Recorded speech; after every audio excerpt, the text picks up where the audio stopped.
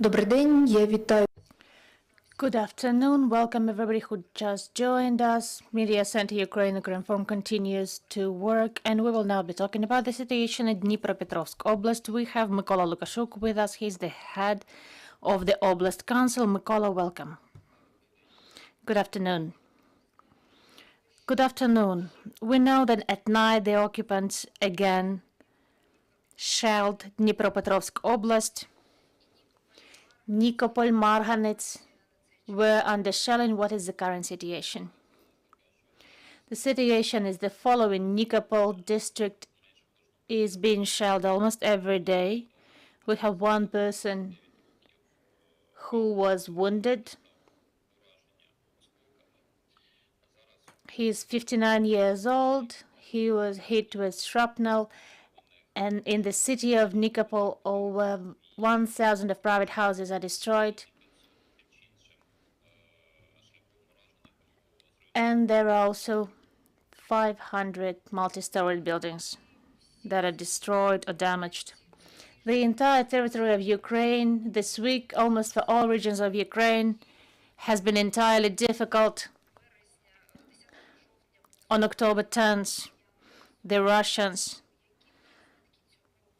have carried out massive shelling. What were the consequences for Dnipropetrovsk Oblast? What's your situation with critical infrastructure?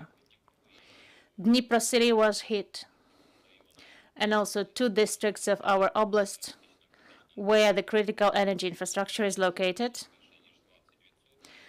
More than 20% were damaged.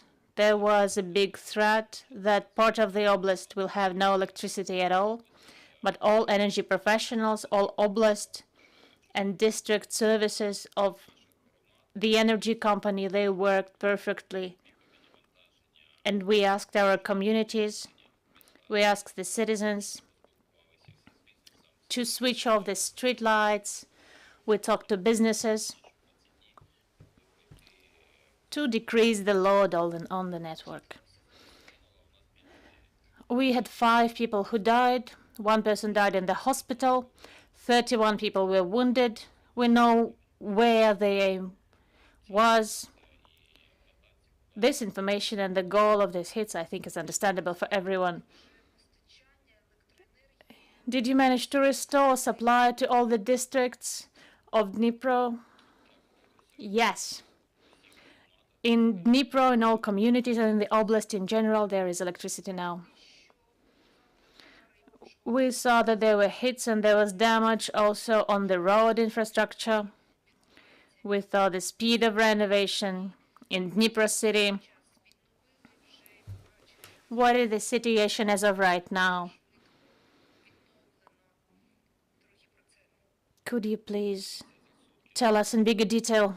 Well, we all completed the renovation in 24 hours together with the administration and Filatov, the mayor. I think that all the utility services worked very quickly. It took less than a day to repair the road. We understand why this part of the road was hit by rockets. There are certain buildings close there, close to the bus stop. They damaged the buildings and they also destroyed the bus stop. This has been repaired by now. We're very grateful to the community and personally to the mayor. Mykola, we saw the problems that Dnipro faced regarding transportation. The occupants have destroyed bigger part of the buses in the city. What the situation there? Which regions helped you? We haven't restored to 100% capacity yet because we understand that to restore 150 buses, it is impossible right now. Why? Because it is even impossible to place any kind of orders from the community in order for these buses to be manufactured in our companies, because there are certain deadlines for such supply. But Kyiv helped us a lot, and the community also asked all other cities. We are solving this issue. Dear colleagues, your questions, please. Ukraine Forum, good afternoon. Mykola, you said on your Telegram channel that the oblast accepted 353,000 IDPs. It is, a big town. How are you solving the issues of housing them? And do you have enough resources to help these IDPs? We do have enough resources. We have almost 354,000 IDPs now. Only one time in the entire period of the war, we had the number of people decrease in the oblast. When there was massive shelling, then about 1,500 people moved out. But at first, we had 10,000 people coming, and now we have about 1,500 people coming. Nikopol district, almost all communities are being shelled from the side of Enerhodar, so people migrated. People who lived in Marganets, lived in Nikopol, they moved. The majority of them moved to Kryvyi Rih. This is where about 64,000 of people are located, only those who are registered with the social services. It is impossible to rent an apartment there, and in Pokrov, so the artillery of the enemy doesn't reach there. In Dnipro, there is over 140,000 IDPs. So two big cities, Dnipro and Kryvyi Rih, are the two big cities that have our IDPs. All of them receive help. The majority of people live at their own cost, at the money they earn, but there are also some people who rely on the help of the community, and the communities from their budgets help all our IDPs.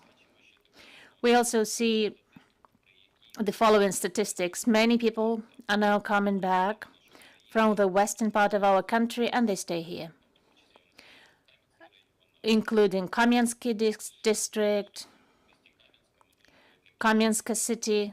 Many people remain there. Also, many people continue to come from the side of Pavlograd, from the side of Luhansk and Donetsk Oblast. Not too many people are coming from that side now, but even 2-3 months ago, there were many people coming, and police built certain ways not to have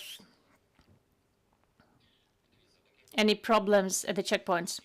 Are you ready for the heat season? Well, everybody stands around this issue. Now the situation is difficult. There are ways, plans have been developed in case of emergency, although the war is full-scale invasion is the emergency that actually happened to us. But in the districts that are close to the areas of combat, when there is high chance of shelling, we have many cubic meters of firewood. We have also planned places where we will be providing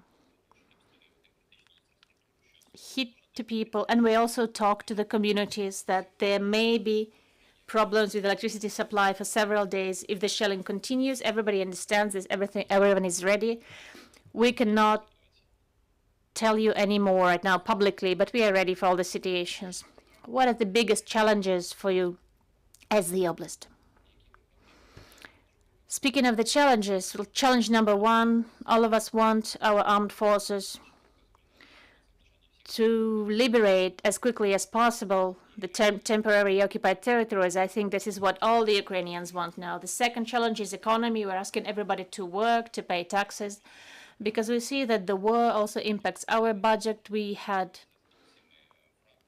the meeting of all factions today, the Oblast administration and with all the departments. We planned the meeting of the Oblast Council, and one of the issues are changes to the budget, and of course there is a lot of economic pressure on the community. Thank you for finding the time and joining us during our broadcast. We had Mykola Lukashuk with us. He's the head of Dnipropetrovsk Oblast Council. Dear friends, thank you. We believe in the armed forces of Ukraine. We work on for our victory. Stay with us. Follow our announcements.